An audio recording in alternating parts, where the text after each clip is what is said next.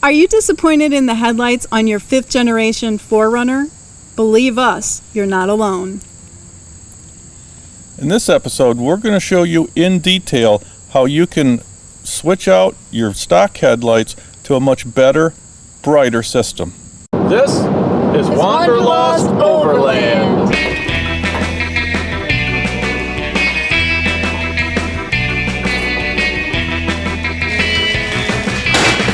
Yay! All right, throw that away. After a long, exhausting period of researching all the options out there, we'll be changing out our dangerously inadequate low beams with a superior HID kit. For those of you who subscribe to our channel, you probably recognize the name HID Kit Pros. For some time now, we've been trusting them with all of our lighting needs. They really know their stuff, and that's good, because like most of you out there, we know very little about the techs and specs and different kind of bulbs that are out there. We trust their recommendations. So, this is what they sent us. We've got some really fancy bulbs that are in there somewhere. They're really well protected when they're shipped. Great wiring, all nicely shielded, waterproof plugs. Each lamp gets its own ballast, and I don't know exactly what that is, but for some reason we need that. And we got it in the 5000K color, so it's not too yellow, not too blue, it's just white. They also sent along this. It's a special relay harness, so we can wire the lights directly to the battery. Now we noticed that a lot of people don't do this, they just go right through their factory wiring, and that's not good. You see, when you first turn the lights on, there's this high burst of energy that's required to ignite the gas that's inside the bulbs, and that amperage might be a little bit too much for the factory wiring. Now, once they're turned on, they actually use less power than the factory halogens. Modifying your headlights can be a controversial subject. If you question the legality, we recommend that you check with your state and local laws before moving forward. Yeah, we did ask a couple of our local police officers their opinion about modifying to an aftermarket headlight system, a brighter system, and the consensus is they would rather see us safe than struggling with crappy headlights, and as long as they're not the really bright, intense blue colored ones, and we have them adjusted properly so we don't blind oncoming traffic, they don't care. Then there's the argument over LEDs versus HIDs. There's pros and cons to both. You can find out all that on message boards and forums. Just be really leery of the lighting experts out there. There is a ton of misinformation being thrown around. That's why we just went with the advice from a trusted professional. To make things easier, we're going to remove the battery. We're also going to remove this doodad here. Okay, we're also going to take this panel off of the front. You just push in the buttons and it comes right out. Just don't lose these fasteners. Whoops, like that one.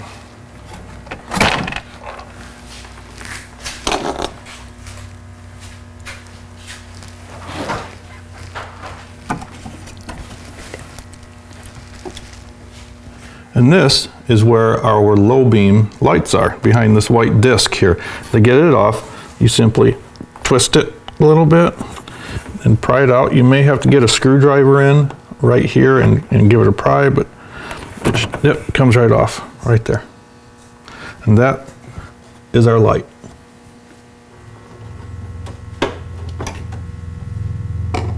Now to get the light bulb itself out, you just simply take this, give it a little twist, and it comes right out. Then we unplug it right there, pull up on this little tab right here. And this right here, behind the battery, this is where we're going to be mounting these relays.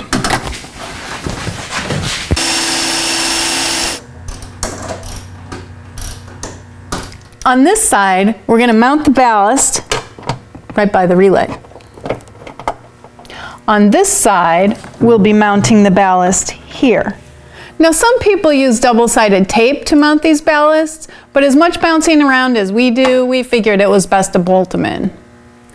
Next, I'm going to weave this wire from the relay over to the ballast on the passenger side. I'm going to go behind here. Now we're going to turn our attention to the lights themselves. These plugs that we took out, we have to modify them to accept the wires going through them and this rubber grommet to seal that off. So to do that, we're going to use a hole saw.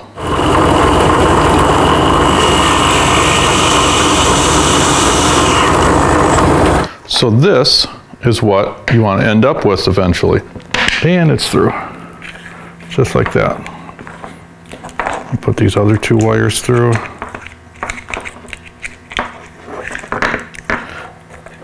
And then you need to put that grommet in. It does go in. And that's it. Now we can put the bulbs into the housing. Now be very, very careful not to get your fingers on these bulbs. The oil from your hands will have a bad effect on its performance. If you do happen to touch it, just take an alcohol wipe and wipe it clean. And then the new bulb goes into the housing exactly like the old one came out. Now this next step had me a little confused at first. What we need to do is, this is the plug, the factory wiring going to our factory light. We need to plug this wire right here that's coming through that grommet into it.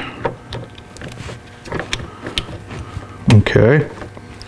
And what's going to happen there is that's going to send the power when you turn on your light switch. That'll send power through here, then out through this plug, and this will go to our relays, and that's going to trip the relays and send the power to our new lights. But you only hook this plug up to this side, on the driver's side. On the passenger side, these two plugs right here are not used at all. So those, I wouldn't cut them off, but just leave them hanging. Now we can just tuck that plug in and get this back on.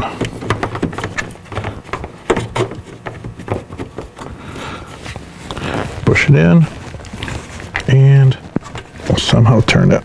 Yep, there we go. All right. Then we can plug in to our ballast, our light into our ballast, which are these plugs here.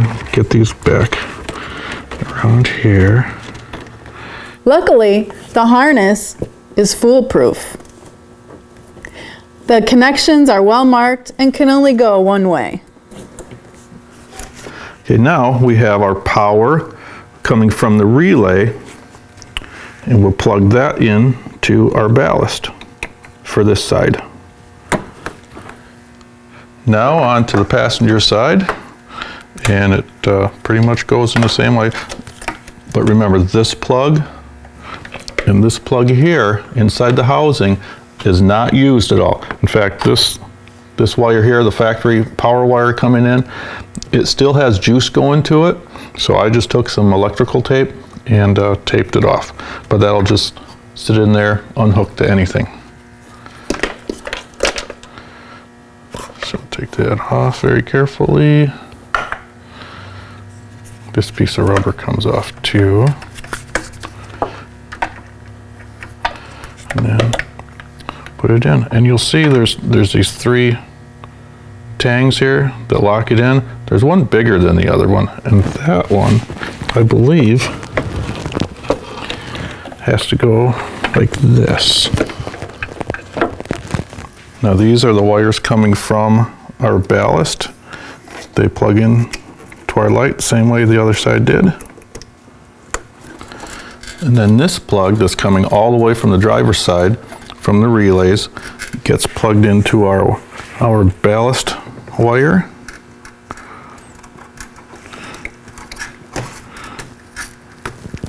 Like that. All right, now we can start hooking up the battery.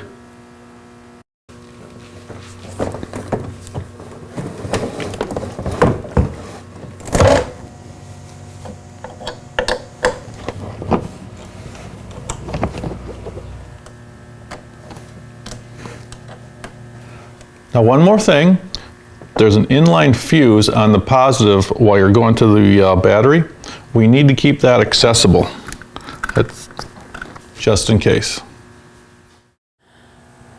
All right, let's fire them up. Yay, they work!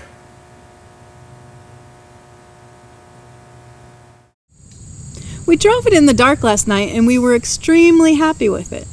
Yeah, the cutoff line is just as crisp as the stock headlights, and there's little to no light scatter above it that'll blind oncoming traffic. We did notice we need to adjust it down just a little bit. Just a little bit. To adjust them down, we simply take a Phillips screwdriver and go down this hole in the plastic cover in the front. There's a little cog down in there that we turn clockwise with the screwdriver to go down. This is a shot with that cover removed so you can actually see the cog down in there that we're turning. Well, that was pretty easy. Yeah, pretty inexpensive too. If you want to see more modifications that we do on our 4Runner or our FJ and the adventures that we go on, please join us on our Facebook page, our Instagram, and of course subscribe to our YouTube channel.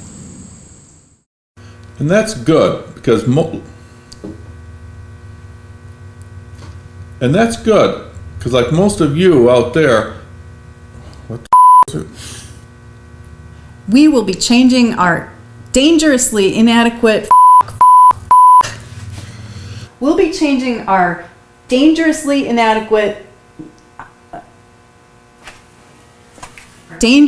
inadequate low beams. Almost had it. You almost had it.